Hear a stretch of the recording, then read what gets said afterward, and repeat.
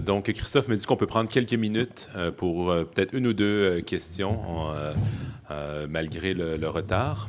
Madame? Oui, bonjour. Est-ce que vous m'entendez bien? Oui, bonjour, je suis Jeanne Camiran. Stéphane? Merci à tous les conférenciers pour de la journée. C'est vraiment une journée très riche en partage, en réflexion, en information. Ma question s'adresse plutôt à Madame Jacqueline Corbette. Je suis Jeanne Camiran, je travaille au ministère de l'Environnement à la direction des programmes et de la mobilisation. Alors, le nom le dit, mobilisation, on s'intéresse beaucoup au changement de comportement, à la persuasion. D'ailleurs, moi, je crois fondamentalement que l'humain est au centre de tout ce qu'on dit aujourd'hui, puis que c'est lui qui va être au cœur de la transition sociale et énergétique de la société. Donc, voilà ma question. Petit contexte. Dans l'esprit dans lequel je travaille, on lit beaucoup sur le changement de comportement. Il y a plusieurs études qui démontrent que l'information, c'est nécessaire, mais ce n'est pas suffisant pour inciter au passage à l'action, au changement de comportement. Donc, je me questionne par rapport à l'étude dont vous nous avez parlé. Vous nous dites que les systèmes d'information persuasifs ont des effets collatéraux. Je peux le croire dans le cas où, par exemple, je m'intéresse au compostage et je m'intéresse à l'environnement et on me donne des trucs pour d'autres gestes environnementaux. Par contre, je me questionne par rapport à qui étaient les répondants à cette étude-là. Est-ce que c'était déjà des gens qui installent ou qui achètent l'application parce qu'ils ont un intérêt ou c'était vraiment, disons, des convaincus et des non-convaincus?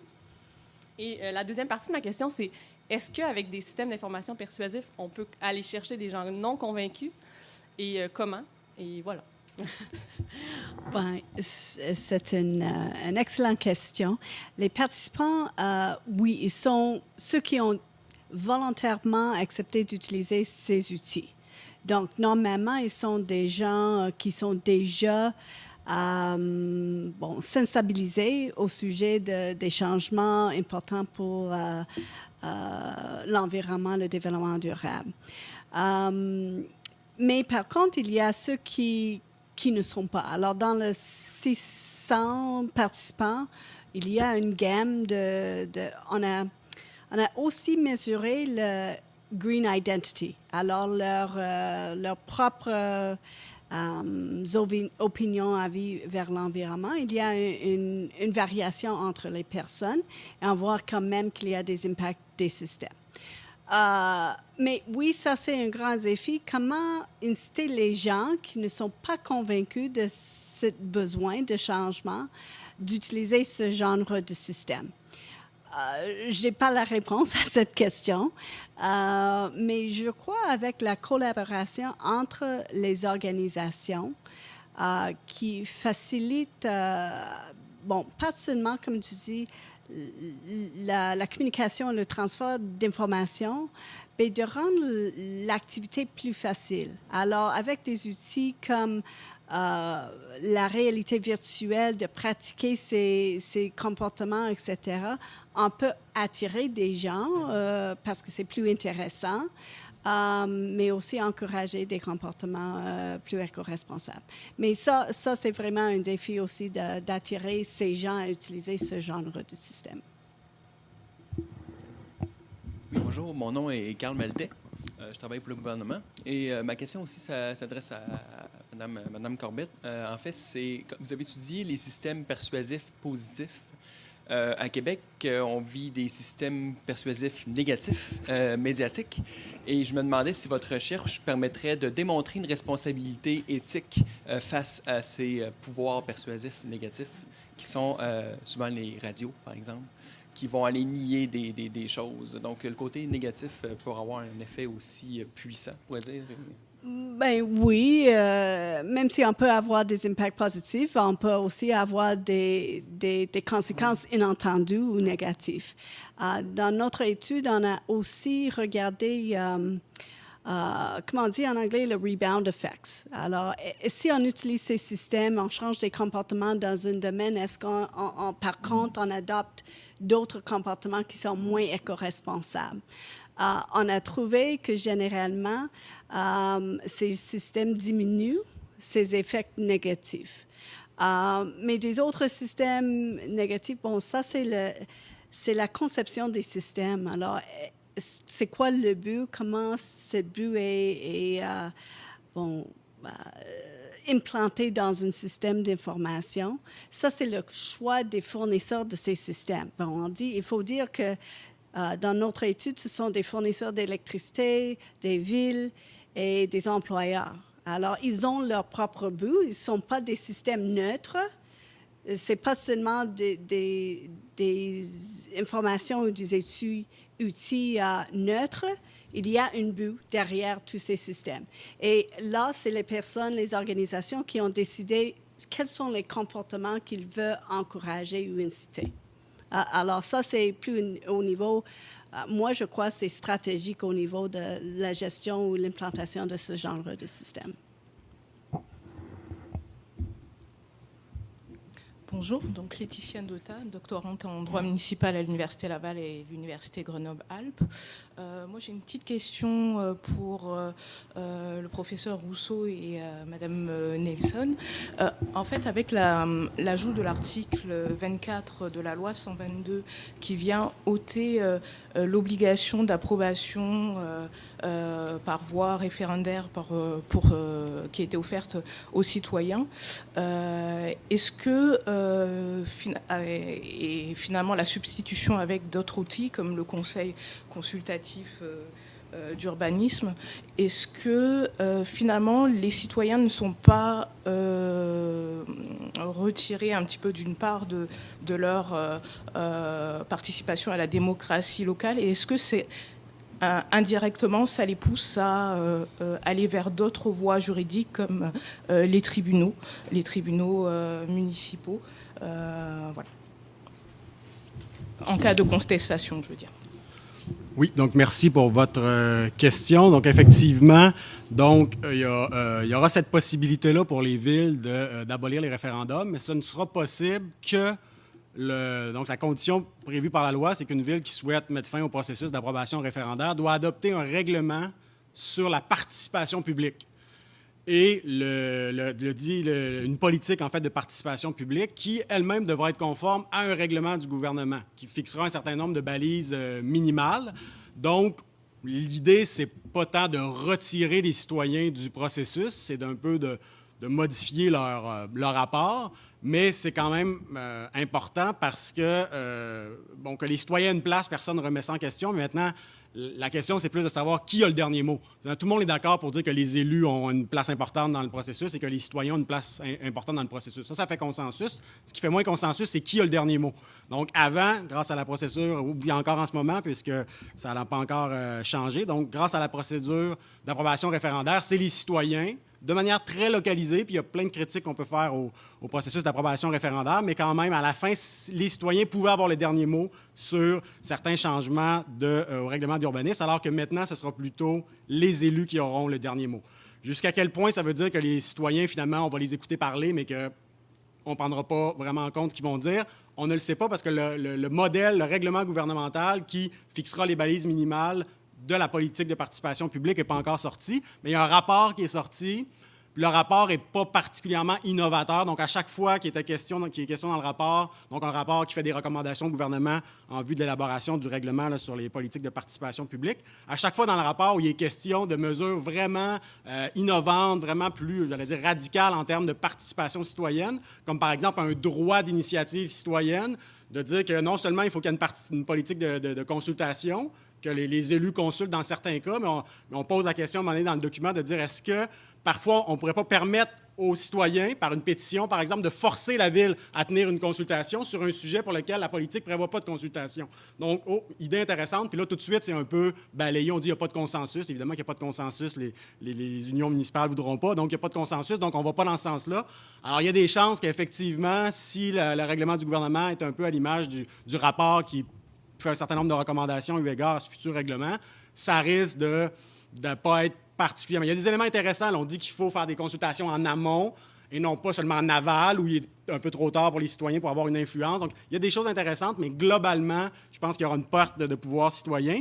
Ce qui pose l'autre question que vous posez vous-même, effectivement. Donc, est-ce que le fait que les citoyens auront pu ce mécanisme démocratique-là pour s'opposer à des changements de zonage, est-ce qu'ils vont pas être, et de lotissement, bref, des changements au règlement d'urbanisme, est-ce que les citoyens vont pas être tentés d'utiliser la voie judiciaire pour tenter de bloquer des projets de changement au règlement d'urbanisme? Et c'est tout à fait possible. D'ailleurs, l'exemple qu'on donne souvent, on disait souvent, il y a juste au Québec qui a ce processus d'approbation référendaire, oubliant que ça existe aussi aux États-Unis, mais ce qu'on voulait dire, c'est que ça n'existe pas dans les autres provinces canadiennes. Mais ce qui existe dans ces autres provinces-là, souvent, c'est des tribunaux spécialisés où, effectivement, les citoyens peuvent contester des règlements d'urbanisme. Mais encore là, ça pose l'immense question puis l'immense problème de l'accès à la justice. C'est-à-dire, on a beau dire, ouais, il pourra avoir telle ou telle contestation si, par exemple, dans le cadre de la procédure de consultation publique, il y a non-respect de l'équité procédurale ou de justice naturelle. Bon, il y aura des arguments qu'on pourra faire pour contester, mais ça coûte tellement cher aller devant les tribunaux et tout que ça ne m'apparaît pas une alternative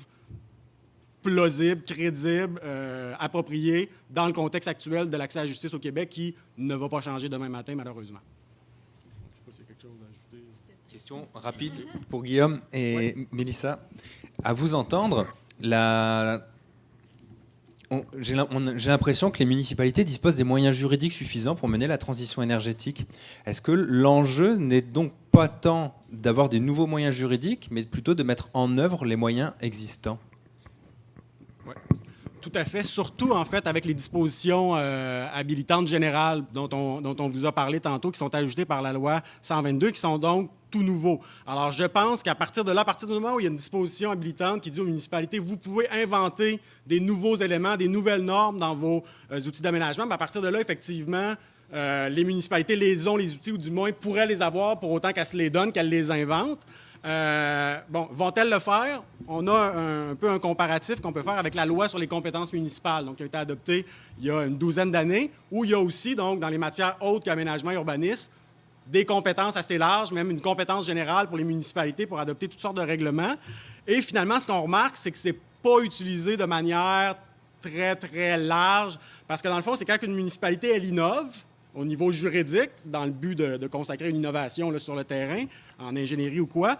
Lorsque la municipalité fait ça, même si elle a une disposition générale qui lui ouvre la porte à ça, il y a quand même un tout petit peu d'insécurité juridique. En tout cas, tant qu'il n'y a pas eu des décennies de jurisprudence, il y a toujours un petit peu d'insécurité juridique. Et là, bien souvent, le tout petit peu d'insécurité juridique devient une excuse pour ne pas agir. Donc, il y a eu, je pense, un peu, puis c'est pas vrai pour tous, parce qu'on a vu qu'il y a des municipalités dans Gaspé qui sont allées très loin pour encadrer, protéger les sources d'eau par rapport à l'exploitation du pétrole. Puis là, c'est les tribunaux qui sont venus limiter ça. Dans d'autres cas, ici, dans le coin de Québec, avec l'arrêt Wallo, la Cour d'appel est venue confirmer que la Ville pouvait faire beaucoup de choses pour la protection de l'eau. Donc, il y a ce précédent-là de la loi sur les compétences municipales nous fait croire que c'est pas évident que les municipalités pourront nécessairement, auront la volonté de le faire parce qu'il reste toujours une petite insécurité juridique.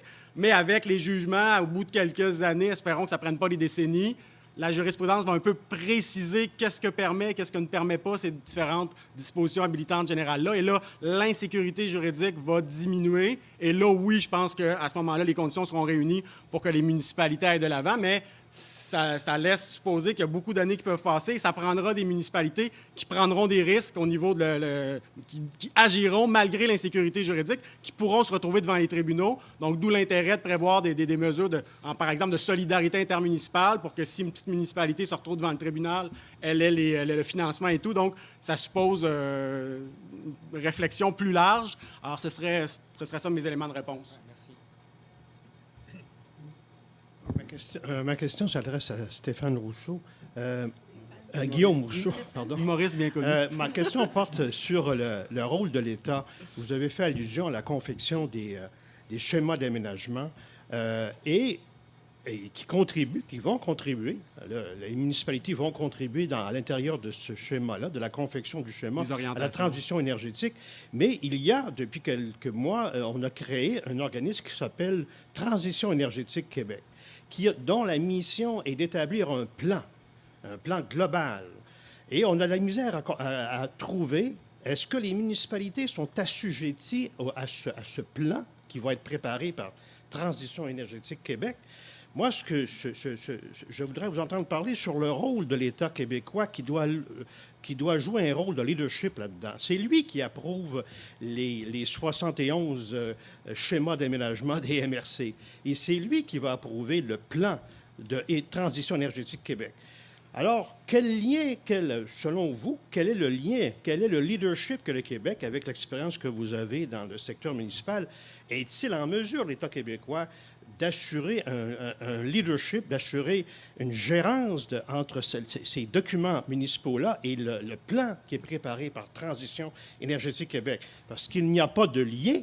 Je ne vois pas très bien comment on va faire pour faire cette transition énergétique-là. Hier, on a parlé beaucoup de la timidité de l'État québécois dans plusieurs domaines. Est-ce qu'on peut, selon vous, puisque l'infrastructure légale que vous avez bien décrite est là, elle est là, le plan, il est en train de se faire. Moi, je me demande quelle est la jonction qui va être faite, puis quel est le leadership que l'État québécois peut faire là-dedans. Oui, donc, en quelques mots rapidement. Donc, effectivement, puis vous l'avez dit à la fin de votre question, donc juridiquement, en matière d'aménagement et d'urbanisme, l'État, le gouvernement a le pouvoir. Donc, je le disais au début, une loi de semi-décentralisation, mais asymétrique, parce qu'à la fin, le gouvernement peut imposer ses choix. Donc, oui, juridiquement, il peut le faire. Maintenant, politiquement, c'est un peu plus compliqué parce que, dans le fond, la loi est vraiment entre centralisation, donc entre rôle pour l'État, un rôle de direction et tout. Puis il y a plein de gens qui posent dans ce sens-là. On parlait ce matin d'une politique, ça prendrait vraiment une politique d'aménagement national, d'aménagement et d'urbanisme, donc qui est une volonté que l'État joue un rôle plus important. Mais si on dit rôle plus important pour l'État, ça laisse un peu moins de marge de manœuvre aux municipalités. Donc, autrement dit, que des fois, quand je parle à des acteurs qui sont plus préoccupés des questions environnementales, ils vont dire « le gouvernement en fait pas assez, il devrait avoir un rôle de direction beaucoup plus grand ». Puis d'autres fois, quand on parle des élus municipaux, ils nous disent « ah, les fonctionnaires à Québec sont tatillons, ils en font beaucoup trop, qu'ils nous laissent donc faire notre aménagement comme on veut ». Donc, il y a vraiment des discours contrastés. Puis les deux préoccupations sont légitimes. Donc, il faut à la fois que l'État ait un rôle de direction, il faut qu'il donne l'exemple et tout, mais il faut qu'il y ait un espace pour l'autonomie municipale, ne serait-ce que parce que c'est là que le citoyen a accès plus facilement à la démocratie. Puis il y a aussi une question il faut adopter les normes selon le territoire, donc on ne peut pas juste penser ça à partir de Québec. Alors, il y a vraiment, la loi est vraiment prise entre centralisation et décentralisation, puis c'est jamais évident de mettre le curseur au bon endroit. La loi 122 nous dit, bien là, il y aura peut-être, l'idée du 122, j'ai l'impression que c'est de dire, l'État va peut-être en faire un peu plus dans ses orientations gouvernementales, mais il aura mis l'État dans le coup, les municipalités, la société civile, dans l'élaboration de ces orientations, alors qu'avant, ça se faisait peut-être un petit peu plus derrière des portes closes. Donc, il y a là un élément intéressant, je pense. On verra ce que ça donnera ensuite dans les faits, mais c'est sûr qu'on reste toujours pris entre centralisation et décentralisation. Il n'y a pas rien, c'est difficile de trouver la perfection, c'est trouver l'équilibre, je pense, qui est l'aspiration, mais je pense que si les citoyens et les élus locaux, à la base, ont cette préoccupation-là, bien là, ça deviendra plus problématique parce que même si le gouvernement laisse une place à l'autonomie municipale, si cette autonomie municipale-là est exercée dans le sens de la transition énergétique, bien là, le problème se pose vraiment différemment ou se pose même plus. Alors, la solution, c'est probablement un équilibre entre centralisation et décentralisation et une forte mobilisation des citoyens et des élus locaux pour que le local et l'autonomie municipale ne nuisent pas aux objectifs du gouvernement en termes de transition énergétique. Comme on ne m'a pas posé de questions, je vais juste dire un petit mot. Je me rattrape. Non, mais c'est parce que sur cet aspect-là, je trouve ça vraiment intéressant. Parce que si je fais le lien avec tout ce qu'on entend au sujet des villes intelligentes, justement, et puis cette sorte d'injonction à la participation, on s'attend à ce que les citoyens s'engagent, participent. Et puis en même temps, ce que j'entends là, quand on sait combien c'est complexe, la participation publique, quand on sait combien, au fait, ça touche peu de citoyens, combien c'est difficile d'impliquer le citoyen dans la participation publique de manière proactive et pas juste en mode réaction. Si jamais on est dans un contexte dans lequel on sent comme citoyen que de toute façon, quoi qu'on dise, ça n'aura pas d'effet parce que le cadre réglementaire n'impose rien, je crains qu'on soit aux prises avec deux dynamiques en tension. L'une qui inviterait le citoyen à participer de plus en plus en disant l'intelligence de la ville dépend de vous. Puis l'autre qui dirait oui, non, mais venez parler, mais de toute façon, on va faire ce qu'on va vouloir. Donc ça, je crains qu'on arrive à des tensions et des conflits qui peuvent être contre-productifs.